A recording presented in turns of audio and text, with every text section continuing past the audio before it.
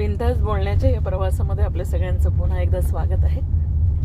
मी असं बघते की बऱ्याचशा मुली किंवा मुलं किंवा स्त्री पुरुष हे समोरच्या व्यक्तीशी बोलताना अडखळतात, लाजतात, बुजतात आणि त्यांची हालचाल बदलून जाते, शरीराची हालचाल बदलून जाते आणि बॉडी लँग्वेज अशी ऑकवर्ड होते. तर सगळ्यात महत्त्वाचा पहिला टप्पा असा आहे की तुम्ही स्वतःवर प्रेम करायला शिका, आत्मविश्वास ठेवा आणि हे जग आपल्याला सुंदर दिसायला लागतं कारण तुम्ही सुंदर असता.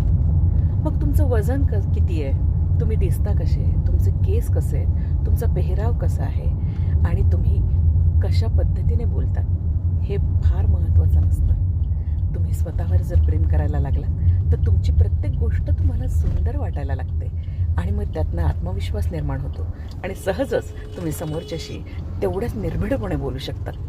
मला असं वाटतं हा आत्मविश्वास आपला ठासून भरला पाहिजे आणि आपल्यावर स्वतःवर प्रेम करायला आपण शिकलं पाहिजे. I am the beautiful person in this world. हा आत्मविश्वास जर आला ना तर समोरच्याची भीती वाटत नाही आणि ही भीती जर का गेली तर बोलणं सहज, सोपं आणि ओघवतं होतं.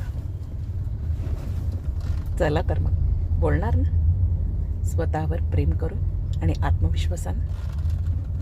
Okay, bye.